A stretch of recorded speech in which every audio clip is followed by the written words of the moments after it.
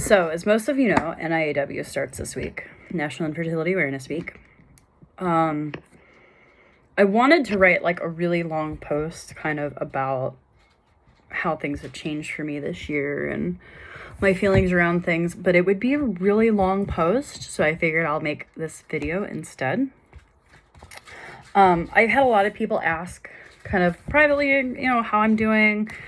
How is it like even being a parent, like all of that stuff. So I figured I would make this video. The timing I feel like is really good. And I've always been so vocal about the infertility side, and I've shared a lot of pictures of Elizabeth, but I feel like I haven't really talked a lot about what actually being a mother now has been like for me. And there's a few reasons for that. I think the single biggest reason is that it's been transformative enough for me that I feel a lot of guilt about it. Because I have a lot of friends who are either still in the thick of it or are resolved as child-free, childless, however they at this point have come to deem themselves. Either way, they did not end up with a child. And I feel a lot of guilt around that. Because I knew when I was struggling, it was really hard to hear about how awesome motherhood was for other people.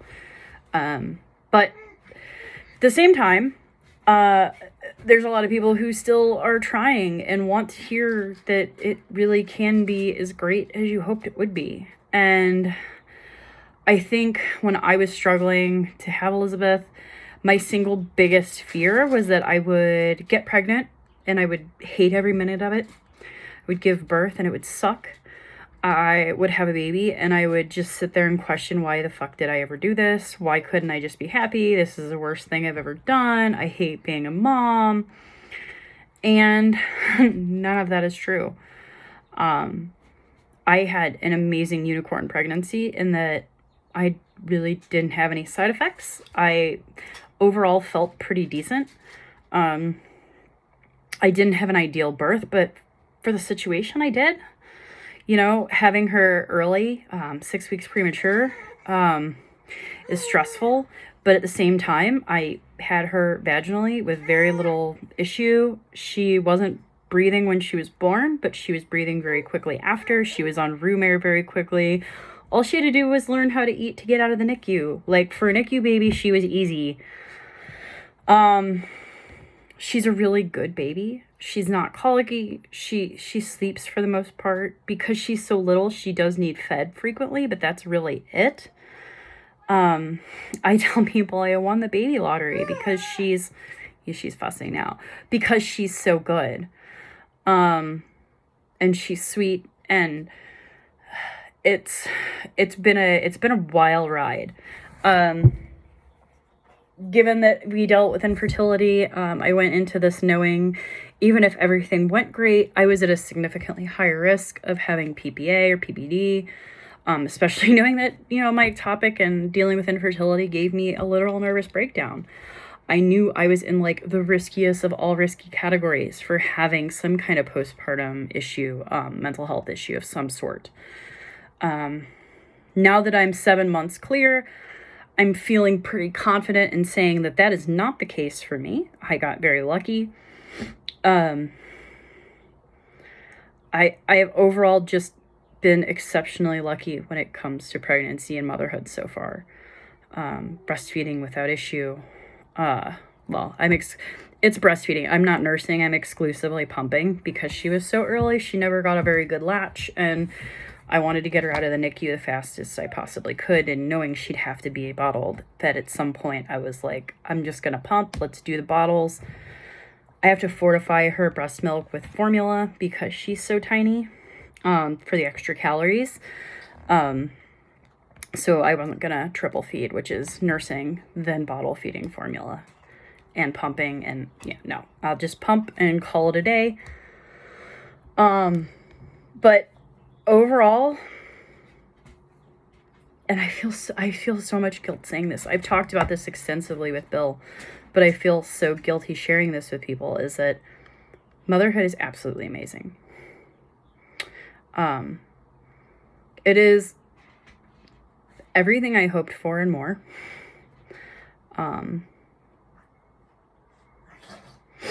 The level of like absolute completeness I feel is not something I can really put into words.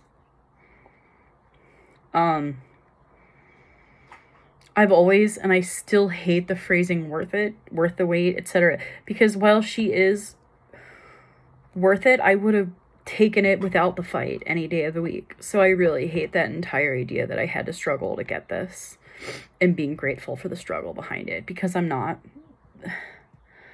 The level of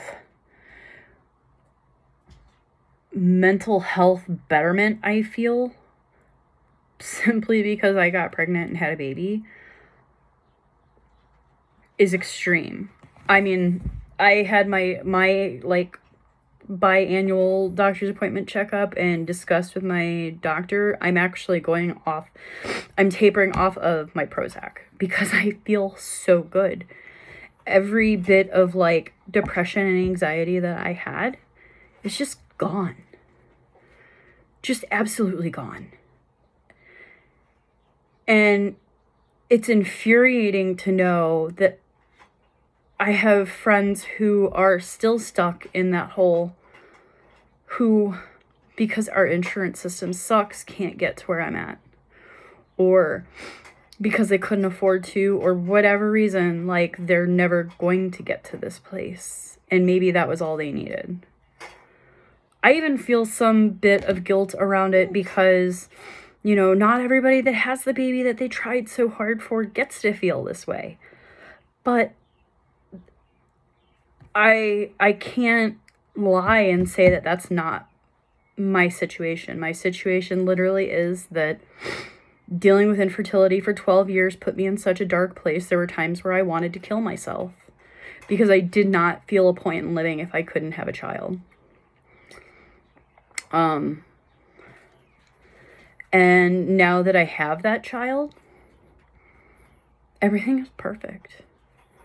Like, obviously my life isn't perfect. Like, I still have to pay bills and I'm still behind on things. And, you know, I have shitty days and I have days where I didn't get enough sleep, like last night.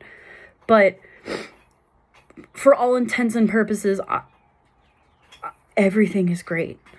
Like, I'm just so happy every single day that it's mind-boggling. I had no idea that it would feel this good. And it's weird because I did have a lot of anxiety around this part of it, because I did worry that I would have regrets, but I have no regrets. But yeah, like, I wish everybody could get this. I wish everybody could get this feeling. And I hate that not everybody does. And I think that that's part of why I don't talk about how I feel that frequently, because I feel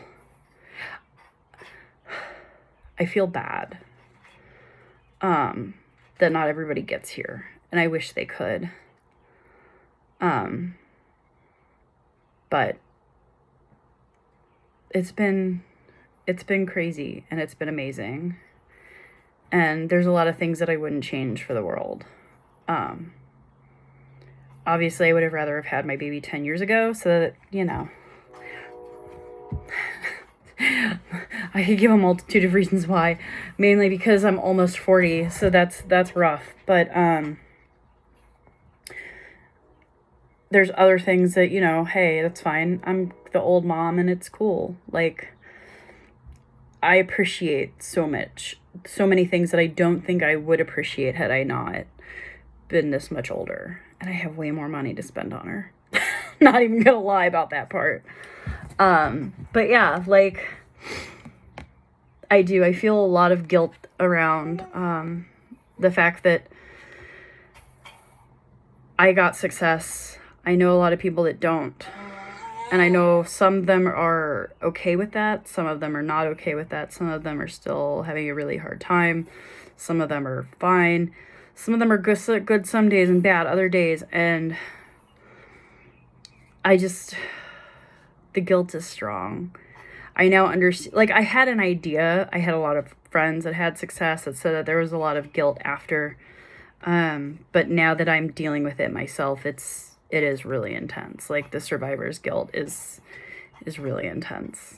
But yeah. I want health coverage so that more people can get here. It shouldn't just be white ladies like me with a lot of privilege that have even a chance of getting here. Because even if you don't end up with the storybook ending that you hoped for, the fact that you can make a choice not based on your financial position is huge. You know, there is the very real reality that not everybody's going to be able to resolve their family building in the way that they had hoped. The financial side of that should never be the hurdle, though. So while everybody's sharing their stories, and I know everybody knows that I'm always here to talk to, please reach out. I've had so many people reach out to me. I love being able to help people. That's one of my big things is, you know, I spent all of these years dealing with infertility. Please let my knowledge help you from things taking longer than they should. But I can only help with like the medical and doctor recommendations and like procedure ideas, and I can't help with the financial. Obviously, it's huge. And that's where we really have to make sure that we get insurance coverage for everybody, so that everybody can make a choice not based on financials, but on just, do they want to do it? Because that's really how you get closure, is by being able to actually make a choice instead of being forced into a choice. But yeah, I just wanted to share. I thought a video would work better because this would be a really long post and it doesn't really convey, I feel like, what I'm trying to say.